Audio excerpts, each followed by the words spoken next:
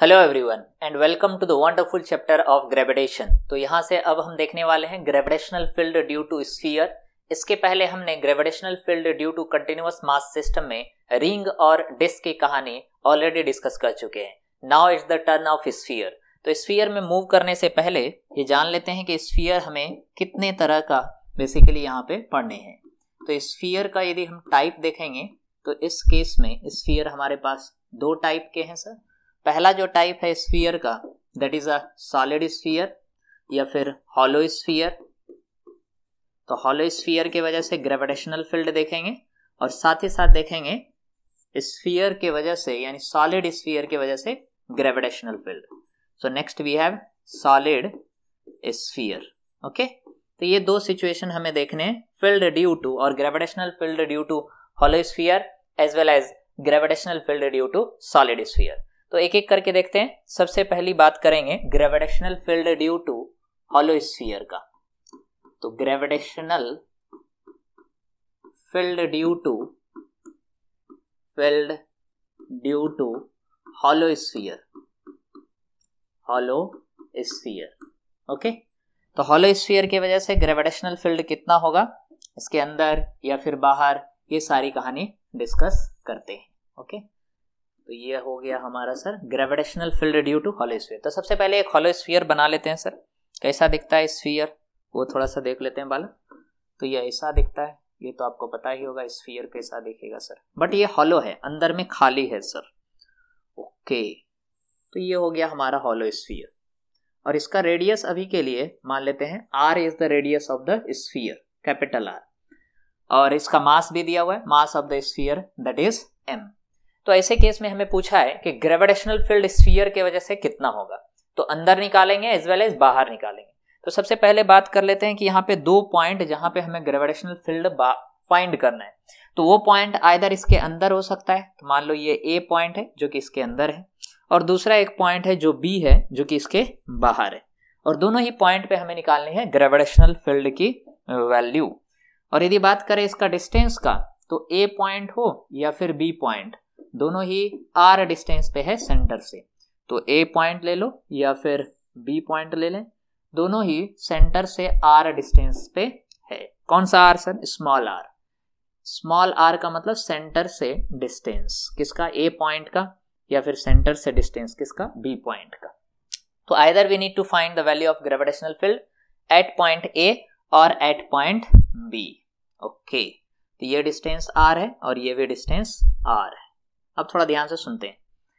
हमें gravitational field यदि point mass की वजह से बोला जाए, तो पॉइंट मास की वजह से ऑलरेडी हमें पता है कि ये यदि छोटा सा मास है, इससे r डिस्टेंस पे ग्रेविटेशनल फील्ड इंटेंसिटी यानी E का जो फार्मूला था वो था gm divide by r square. Okay, but यही पॉइंट मास मतलब मान लो इसको स्फीयर के जैसा मान लेते हैं, और स्फीयर का जो रेडियस है उसको यदि मान लो कैपिटल R मान लेते हैं। ओके, तो इस पॉइंट को यदि मूव करते करते इसके सरफेस तक लेके आ जाए, यानी पार्टिकल को जस्ट टच कर रहा है, तो सरफेस के ऊपर डिस्टेंस कितना आ जाएगा, स्मॉल r की वैल्यू यहाँ पे कैपिटल R के इक्वल हो जाएगा, और कैपिटल R हो गया तो इस पॉइंट पे ग्रेविटेशनल फील्ड इंटेंसिटी का फॉर्मूला हो जाएगा gm divide by capital R square. तो कहने का मतलब है कि किसी भी स्फीयर के सरफेस के ऊपर जो ग्रेविटेशनल फील्ड होता है that is gm by r square, r उस स्फीयर का रेडियस हो जाएगा। ये चीजें यदि हम केवल कॉमन सेंस याद रखें, यानी कोई भी एक स्फीयर है उसके सरफेस के ऊपर जो ग्रेविटेशनल फील्ड होगा उसके रेडियस का स्क्वायर करना है, यानी r स्क्वायर। तो g ग्रेविटेशनल कांस्टेंट है, m क्या है, इस स्फीयर का टोटल मास है, और r क्या है, उस स्फीयर के रेडियस है, तो उसका स्क्वायर करेंगे। तो इसका यदि ये लॉजिक हमने यूज किया तो ग्रेविटेशनल फील्ड इंटेंसिटी यहां भी निकाल सकते हैं हम, कि यदि हमें A पॉइंट पे निकालना है, यानी A पॉइंट पे, तो सबसे पहले सरफेस पे लिख लेते हैं। तो ऑन द सरफेस यदि लिखेंगे तो gravitational field on the sphere, on the surface, तो सरफेस के ऊपर ग्रेविटेशनल फील्ड सबसे पहले लिख देते हैं। कितना हो जाएगा, हो जाएगा gm divide by r square. मतलब सरफेस के ऊपर कोई P पॉइंट वगैरह ले लिया, मान लो यहाँ पे सरफेस के ऊपर ये एक P पॉइंट ले लिया, और इस P पॉइंट के ऊपर पूछा है ग्रेविटेशनल फील्ड कितना होगा, तो gravitational field on point P या ऑन द सरफेस है तो ES लिख देते हैं। तो ऑन द सरफेस ये हो जाता है gm बाय r स्क्वायर। अब इसी कहानी को या इसी लॉजिक को बेसिक यूज करके हम ए और बी पॉइंट पे निकाल सकते हैं। कैसे? सबसे पहले ए पॉइंट पे निकालना है तो ए पॉइंट पे जाके क्या करेंगे, एक स्फीयर बना देंगे। यानी हम ऐसा एज्यूम करेंगे जो पॉइंट ए है वो एक स्फीयर के सरफेस के ऊपर है, और वो स्फीयर शायद आपको दिख रहा होगा, तो थोड़ा सा उसको सॉलिड स्फीयर, जो डॉटेड वाला स्फीयर है वो ये स्फीयर, तो इस स्फीयर के सरफेस के ऊपर है ए पॉइंट, और वहीं पे हमें निकालना है क्या, ग्रेविटेशनल फील्ड इंटेंसिटी। तो इस स्फीयर, अभी के लिए ये हॉलो स्फीयर है, तो इस स्फीयर का मास कितना हो जाएगा, डॉटेड स्फीयर अंदर तो कुछ है ही नहीं सर, तो उसका मास तो 0 हो जाएगा। तो यदि मास की बात करें तो अंदर जो मास है वो 0 है। तो कहने का मतलब मास इनसाइड पॉइंट ए, यानी ए पॉइंट जो है वो डॉटेड स्फीयर के ऊपर है, और इसके अंदर जो मास है वो 0 है, क्योंकि ये हॉलो स्फीयर है। तो फील्ड भी 0 हो जाएगा क्योंकि मास ही 0 है। फार्मूला में आता है GM, M क्या है, उस पॉइंट के अंदर का मास, तो उस पॉइंट के अंदर कोई मास ही नहीं है। तो पहला जो केस हो गया यहाँ पे, मान लो इसको केस 1 ऐसे करके लिखते हैं। केस 1 ये है कि यदि हमें ए पॉइंट पे लिखना है, यानी इनसाइड पॉइंट पे, स्फीयर के अंदर, इनसाइड का मतलब होता है small r less than capital R। Capital R का मतलब स्फीयर का रेडियस है, और स्मॉल r सेंटर से उस पॉइंट तक का डिस्टेंस है। तो उस पॉइंट पे ग्रेविटेशनल फील्ड इंटेंसिटी इनसाइड मतलब small r is less than capital R। तो वहां पे कितना होगा सर, तो ये तो आप डायरेक्ट कॉमन सेंस से लिख सकते हो कि since there is no mass below point A, किसी भी स्फीयर के सरफेस के ऊपर उस पॉइंट के नीचे कितना मास है उसके वजह से ग्रेविटेशनल फील्ड इंटेंसिटी होता है। तो यहाँ पे ए पॉइंट के नीचे तो कोई मास ही नहीं, मतलब ये डॉटेड स्फीयर का मास तो 0 है क्योंकि हॉलो स्फीयर है, तो फील्ड भी क्या हो जाएगा, 0 हो जाएगा। तो gravitational field intensity inside a hollow sphere क्या हो गया, 0। बट यदि केस 2 की बात करें, केस 2, ओके सर, तो केस 2 में क्या है, हम ले रहे हैं मान लो आउटसाइड मतलब बी पॉइंट पे निकाल रहे हैं ग्रेविटेशनल फील्ड। तो सेकंड केस आ गया आउटसाइड पॉइंट पे। आउटसाइड का मतलब r greater than capital R है। तो यदि आउटसाइड पॉइंट पे पूछा है तो अब क्या लॉजिक लगाना है कि जितने मास है स्फीयर का उसको सेंटर पे हम कंसंट्रेटेड कंसीडर कर लेंगे, मतलब whole mass of the sphere we will consider to be concentrated at the centre. और ये बेसिकली ऐसे यदि करेंगे तो ये पॉइंट मास हो गया, और पॉइंट मास की वजह से r डिस्टेंस पे फॉर्मूला तो हमें पता है GM/r²। तो यदि आउटसाइड पॉइंट पे लिखें तो E at outside point, E outside कितना हो जाएगा सर, ये हो जाएगा G, टोटल मास स्फीयर का हो गया M, और ये पॉइंट मास के जैसा फॉर्मूला हो गया जिसका सेंटर से डिस्टेंस है स्मॉल r। तो GM/r ये हो जाएगा क्या, field due to a hollow sphere. तो ये पूरी कहानी है, हॉलो स्फीयर की वजह से अंदर में फील्ड 0 है और बाहर में हो गया GM/r²। ओके, अभी इसका ग्राफ भी बना सकते हैं। यदि ग्राफ देखेंगे y वर्सेस x का, यानी मान लो ग्राफ इसका बना रहे हैं y axis versus x axis, तो y एक्सिस पे मान लो हम ग्रेविटेशनल फील्ड की वैल्यू ड्रॉ करेंगे, और x एक्सिस पे मान लेते हैं हम डिस्टेंस के साथ ग्रेविटेशनल फील्ड की वैल्यू को प्लॉट कर रहे हैं। तो ये है मान लेते हैं x एक्सिस। ओके, तो y वर्सेस x कहने का मतलब अभी ड्रॉ कर रहे हैं value of gravitational field intensity versus distance from the centre यानी r। तो इसका यदि हम ग्राफ प्लॉट करेंगे तो सेंटर से लेकर सरफेस तक, मतलब अंदर क्या है, अंदर में हमारा E की वैल्यू 0 है, तो इनसाइड 0 होने का मतलब यहाँ सेंटर पे 0, फिर यहाँ भी 0, यहाँ भी 0, यहाँ भी 0, यहाँ भी, मतलब जब तक हम सरफेस पे नहीं जाएंगे तब तक E की वैल्यू क्या रहने वाला है, 0 रहेगा। तो इसको यदि हम ग्राफ में प्लॉट करें तो ग्राफ हमें अप टू द सरफेस 0 मिलेगा, और जैसे हम सरफेस के ऊपर चले गए तो अचानक से वैल्यू क्या होगा, बढ़ जाएगा, यानी ग्रेविटेशनल फील्ड इंटेंसिटी की वैल्यू, ये सरफेस का मतलब हो गया small r equal to capital R। तो जैसे हम सरफेस पे गए तो अचानक वैल्यू हो जाएगा GM/r², तो वैल्यू सडनली ये बढ़ जाएगा। तो ग्राफ में एक डिसकंटिन्यूटी बोल सकते हैं आ जाएगा, अचानक से वैल्यू कितना हो गया E का, हो गया GM/R² which is nothing but E on the surface. और उसके बाद फिर इनवर्स रिलेशन है, इनवर्स मतलब जैसे जैसे r बढ़ेगा E की वैल्यू घटेगा, तो जो ग्राफ होने वाला है वो कुछ ऐसा हो जाएगा। ओके, रेक्टेंगुलर हाइपरबोला के जैसा, और ये इन्फिनिटी पे जाके टच करेगा, मतलब when r becomes infinity E becomes 0, ये सिचुएशन आ जाएगा। तो ये इसके बाद यानी इस पॉइंट के बाद अचानक से मैक्सिमम हुआ सरफेस पे, और उसके बाद फिर घटना चालू हो जाएगा। तो कहने का मतलब इस तरह के सिचुएशन में ग्राफ में डिसकंटिन्यूटी या बोल सकते हैं सडन चेंजेस आ रहे हैं। अंदर में 0, यहाँ भी 0, यहाँ भी 0, यहाँ 0, यहाँ 0, सब सरफेस पे अचानक मैक्सिमम हो गया और उसके बाद फिर क्या होगा, वैल्यू इनवर्स रिलेशन है तो घटते जाएगा। तो ये ग्राफ आ गया आपका E वर्सेस R का। इसी तरह से यदि आपको बोला सॉलिड स्फीयर की वजह से ग्रेविटेशनल फील्ड इंटेंसिटी कितना होगा, तो second case which we have that is gravitational field due to solid sphere. So due to solid sphere, तो अब आ गया है सॉलिड स्फीयर।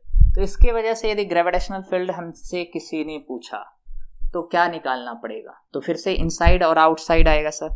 तो 2 पॉइंट सबसे पहले ड्रॉ कर लेते हैं। Again we have a sphere over here, और स्फीयर के अंदर भी निकालना है एज वेल एज बाहर निकालना है। तो फिर से लॉजिक तो वही रहेगा कि जिस 2 पॉइंट पे हमें ग्रेविटेशनल फील्ड निकालना है, पहले वो 2 पॉइंट प्लॉट कर लेते हैं। मान लेते हैं radius of the entire sphere that is capital R और मास of the entire sphere that is capital M। फिर से 2 पॉइंट लेते हैं क्योंकि अंदर और बाहर हमें दोनों जगह निकालना है। तो एक पॉइंट हमने अंदर ले लिया, दिस इज पॉइंट A, और एक पॉइंट हमने बाहर ले लिया, दिस इज पॉइंट B। तो सबसे पहले A पॉइंट की यदि बात करें, फिर से ये डिस्टेंस कितना है हमारा, स्मॉल r के बराबर है, और B पॉइंट का भी डिस्टेंस कितना होगा, स्मॉल r के इक्वल है। Okay, so B point that is outside. तो B पॉइंट और A पॉइंट पे फिर से निकालना है gravitational field due to the solid sphere. Solid sphere मतलब अब अंदर में भी मास है। तो अब यदि हम फॉर्मूले प्लॉट करें, यानी A पॉइंट को देखें, तो A पॉइंट जो है वो इस डॉटेड स्फीयर के सरफेस के ऊपर है। तो ये हो गया हमारा डॉटेड स्फीयर। तो इस स्फीयर के सरफेस के ऊपर है, तो इस स्फीयर का तो इस बार कुछ ना कुछ मास है सर, तो वो मास हमें इस बार जरूर कंसिडर करना पड़ेगा। ये डॉटेड स्फीयर का आपका मास हो गया। ओके, तो डॉटेड स्फीयर का यदि हम मास की बात करें, इसको थोड़ा सा अच्छे से लिख देते हैं। ओके, आई होप क्लियर होगा। चलो देखो, अंदर वाला जो स्फीयर है उसका यदि हम मास की बात करें, तो अंदर वाले स्फीयर का सबसे पहले मास निकाल रहे हैं। कैसे मास निकालेंगे, मान लेते हैं ये जो अंदर में स्फीयर है, this has mass equal to, यानी अंदर के स्फीयर का मास मान लेते हैं m डैश है। सो m dash is the mass of the sphere, कौन सा, डॉटेड स्फीयर, और उसके सरफेस पे A पॉइंट है। हम बार बार सरफेस इसलिए बोल रहे हैं क्योंकि हमें फॉर्मूला लिखने हैं सरफेस के ऊपर। तो ऑन द सरफेस तो वही रहेगा, field on the surface gm/r²। तो A पॉइंट पे लिखना है, तो A पॉइंट के अंदर जो मास है वो m डैश है, और इंटायर स्फीयर का मास क्या है, m। तो सबसे पहले m डैश की वैल्यू m के टर्म में निकाल लेते हैं, और वो आपके लिए बहुत ही आसान है। वो कैसे निकालेंगे सर, तो थोड़ा सा ये केजी क्लास वाला मेथड लगा देंगे कि जब टोटल वॉल्यूम कितना था, टोटल वॉल्यूम है 4/3 पाई r³, 4/3 पाई r³, इतने वॉल्यूम में, यानी टोटल वॉल्यूम में टोटल मास कितना है, m। हमें चाहिए 1 वॉल्यूम में कितना मास होगा, तो ये हो जाएगा m divided by 4/3 pi r³, इतना हो जाएगा। हमें तो टोटल में नहीं चाहिए, हमें तो केवल इतने वॉल्यूम में चाहिए, और इसका रेडियस कितना है, इसका रेडियस है स्मॉल r। तो स्मॉल r रेडियस में कितना हो जाएगा मास, वो निकाल लेते हैं। ये हो जाएगा 4/3 पाई स्मॉल r³ वॉल्यूम में मास हो जाएगा m divide upon 4/3 pi capital r³, और इसको मल्टीप्लाई करना है 4/3 पाई स्मॉल r³ से। ओके, यहां से देखो तो 4/3 और 4/3 पाई कैंसिल हो जाएगा, तो ये आ गया m r³ divided by capital r³, और यही क्या है आपका, यही आपका m dash.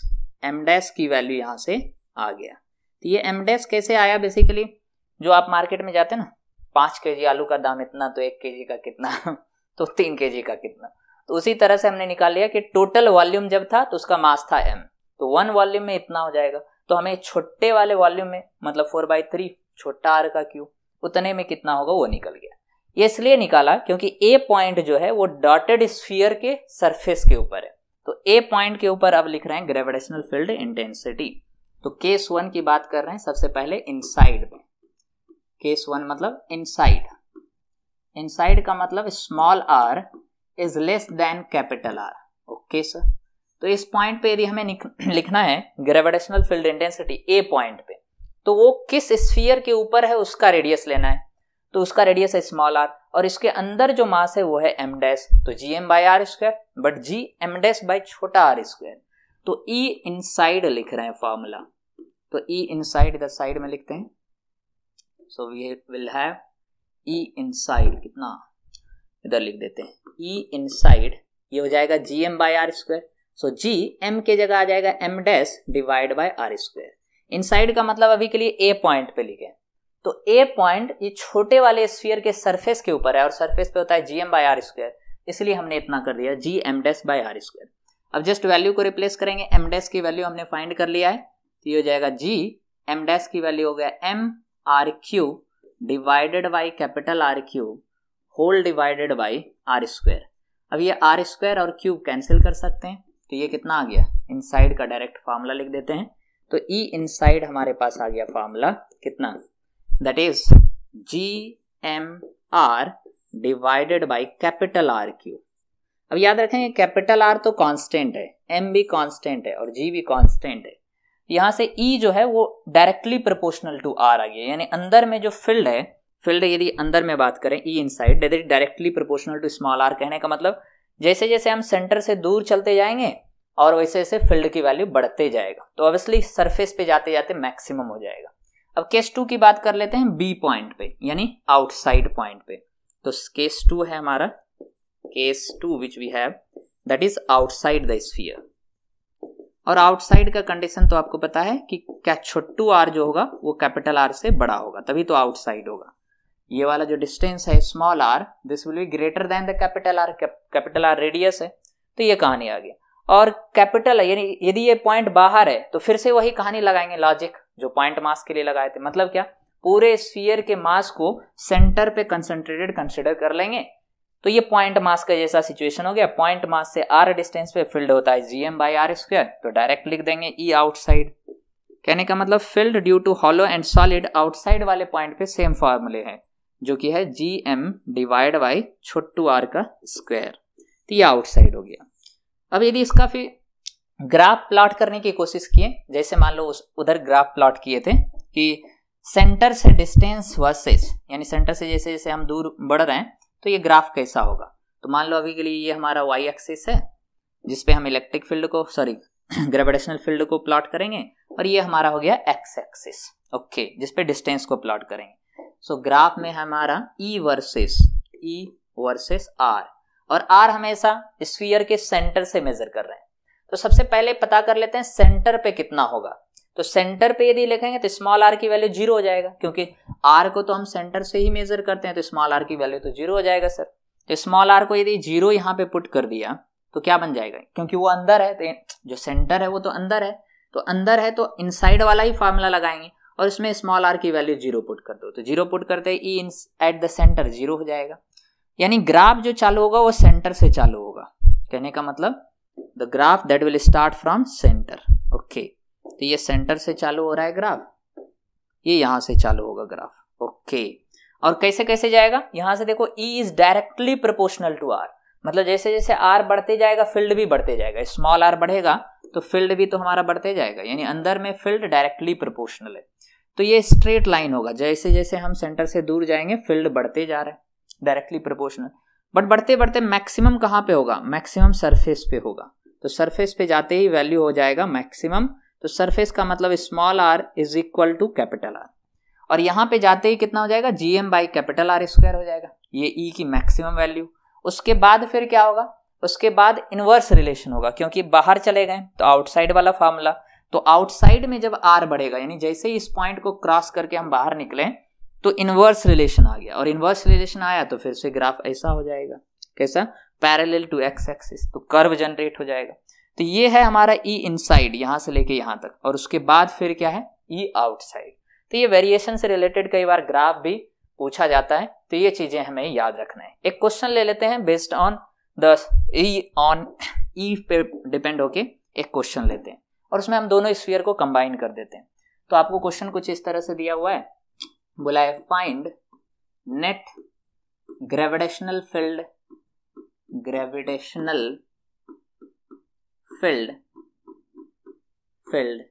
Eight A and B।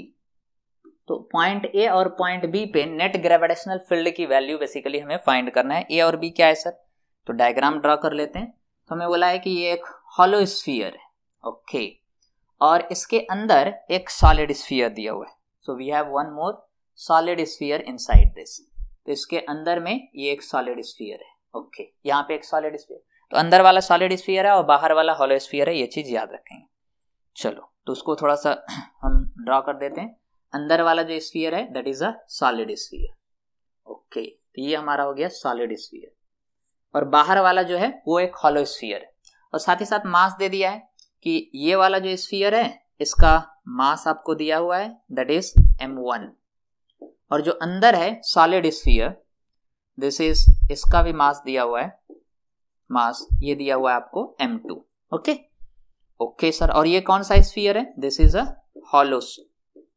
और जो बाहर स्फीयर या अंदर जो है वो कौन सा स्फीयर है?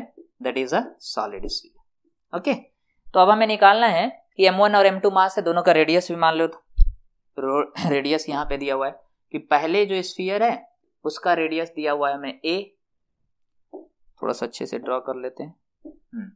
जो अंदर स्फीयर है उसका रेडियस a है, और जो बाहर स्फीयर है उसका रेडियस b है। ओके, ये इधर है b। ओके, तो a and b that is the value, यानी a है इसका रेडियस और b है इसका रेडियस। तो हमें पूछा है कि a और दो पॉइंट है, मान लो वो पॉइंट यहाँ पे एक पॉइंट a समवेयर ये इधर है, मान लो ये a पॉइंट है, कितने डिस्टेंस पे? सेंटर से r डिस्टेंस पे। Let us draw over here. Okay, ये a पॉइंट है, सेंटर से r डिस्टेंस पे है। ओके सर, तो r डिस्टेंस पे ये a पॉइंट है, और एक और दूसरा पॉइंट है b पॉइंट, किधर है? मान लो वो बाहर है, b पॉइंट यहाँ पे। तो a पॉइंट और b पॉइंट पे ये भी डिस्टेंस स्मॉल r है। तो a और b पॉइंट पे हमें पूछा है नेट ग्रेविटेशनल फील्ड इंटेंसिटी कितना होगा। तो तुरंत आप लिखते जाओ। सबसे पहले लिख रहे हैं a पॉइंट पे, तो net gravitational field at point a, ये दोनों की वजह से होगा E due to solid sphere होगा as well as E due to hollow sphere होगा। ओके, अब यदि बात करें a पॉइंट का, a पॉइंट जो है वो हॉलो स्फीयर के अंदर है। तो हॉलो स्फीयर के अंदर फील्ड का वैल्यू कितना होता है? 0 होता है सर। कोई भी पॉइंट यदि हॉलो स्फीयर के अंदर हो तो हॉलो स्फीयर की वजह से फील्ड 0 होता है। तो कहने का मतलब E due to hollow sphere, ये वाला टर्म 0 हो जाएगा, क्योंकि a पॉइंट क्या है? हॉलो स्फीयर के अंदर है, बट ये सॉलिड स्फीयर के बाहर है। तो सॉलिड स्फीयर के बाहर है तो सॉलिड स्फीयर की वजह से फील्ड होगा, और कितना होगा? gm/r²। ये हो जाएगा g सॉलिड स्फीयर का मास जो कि है m2 divide by distance centre से है स्मॉल r, उसका स्क्वायर हो गया। तो ये हो गया net field at point a। Okay, उसी तरह से b पॉइंट पे यदि हमें फील्ड निकालना है तो now we have net field at point b। तो ये भी होगा field due to solid as well as field due to hollow. अब यहाँ पे यदि देखें तो b पॉइंट हॉलो के भी बाहर है और सॉलिड के भी बाहर है। b point is outside the hollow as well as outside the solid, मतलब दोनों के बाहर है। तो दोनों के बाहर वाला फॉर्मूला लगा दो। तो सबसे पहले E due to solid, solid के बाहर है, सॉलिड स्फीयर के बाहर है ये, तो सॉलिड स्फीयर की वजह से कितना होता है? g सॉलिड स्फीयर का मास है m2 divide by distance square, बाहर वाला फॉर्मूला, प्लस हॉलो स्फीयर के भी बाहर है तो gm/r²। g हॉलो स्फीयर का मास है m1 डिवाइड बाय r, तो वही रहेगा सर। तो ये आ गया net field at point b। Okay, तो net field at point b इतना आ गया। और डायरेक्शन की यदि बात करें तो डायरेक्शन तो हमेशा टुवर्ड्स द सेंटर होता है, यानी E जो वेक्टर है उसका A पॉइंट पे डायरेक्शन बोलो या फिर B पॉइंट पे डायरेक्शन बोलो, वो हमेशा किधर होता है? Towards the centre of the sphere होता है, यानी सेंटर के तरफ हो जाएगा। तो E vector that will be towards the centre. ये चीजें केवल हमें याद रखनी है। ओके, तो ये इस तरह से सारी कहानी था स्फीयर से रिलेटेड। अब इसके बाद हम देखेंगे एक्सेलरेशन ड्यू टू ग्रेविटी। तब तक के लिए यहीं पे रुकते हैं। बहुत बहुत धन्यवाद।